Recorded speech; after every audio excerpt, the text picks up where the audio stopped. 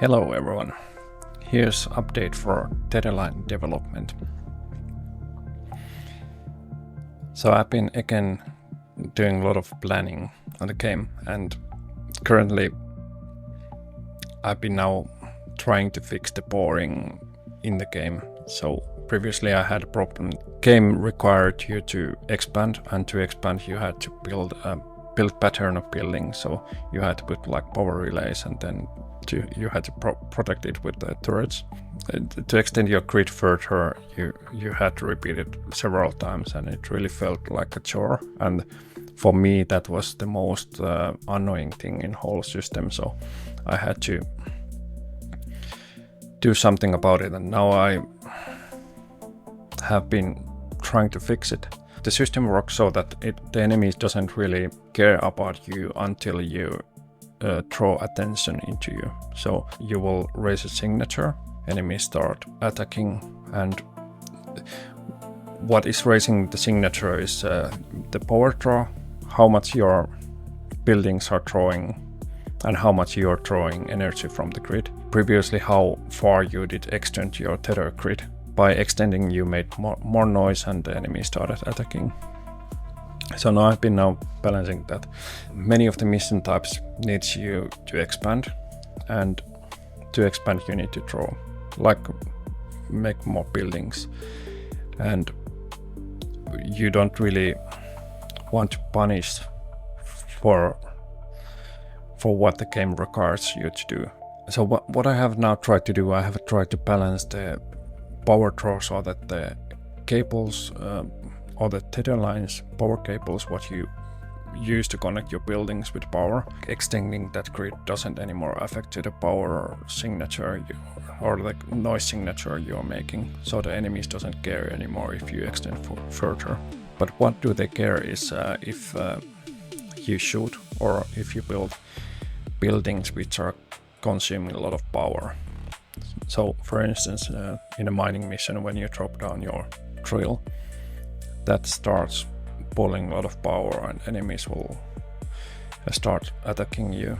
And that's also it also makes better separation between the different phases of the mission. So once you enter, you sort of have like a calm phase where you can make a foundation, get your initial resources, and then later when you reach a level when you start ticking or working on the objective of the mission, that's when the enemies start attacking, and at that point you will have then also your defenses up, and you have had chance to prepare for the enemies. Also, I will balance it now so that the enemies will be, there will be huge quantities of enemies, because I find myself that making massive AoE and blasting a lot of enemies is fun. So that will happen. And so yeah, the enemies will be weaker, but there will be many of those.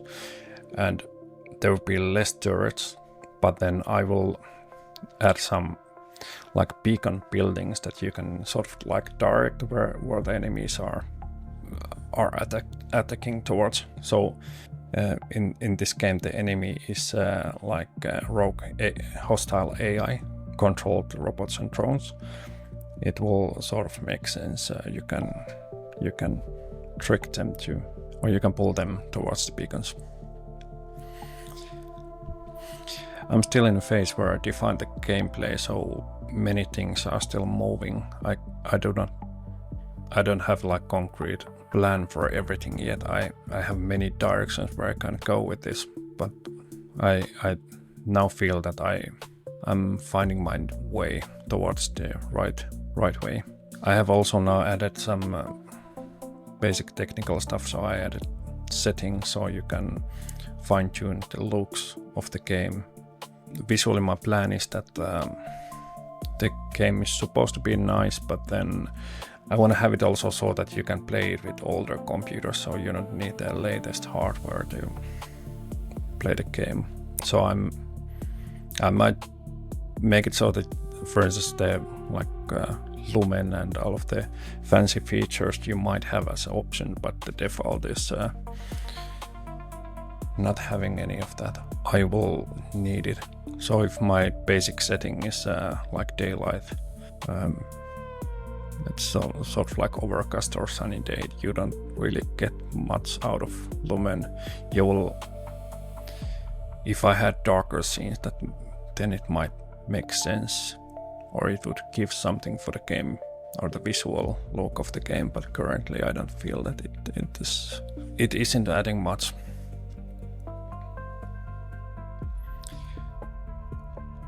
I also added some cooldowns, hotbars. I'm now also trying to define how do I control the drones, since the drones will have a lot of functionality. So those will be repairing your base, those will be building, those will be mining. And that's sort of like helping you to manage all of there will be so many things to do. So the drones will be like semi-automatic way of, or like not even automatic. I think manually you will have to control of the drones, but you can give them tasks and it will make it so that you can manage all of that, since otherwise it will be way too many things to do. I'm now still working towards of having like having complete mission loop, but it feels that I'm breaking more than building at the moment, since I'm trying to find the right way to handle all of this. So the process isn't really completely linear. It's a little bit destructive, but I'm sort of like trying to find the right way of doing things. Process is really going forward. It's just that I'm trying to find the fun in this game, and it means that I'm building mock-up for myself to play test different ways of making this work. So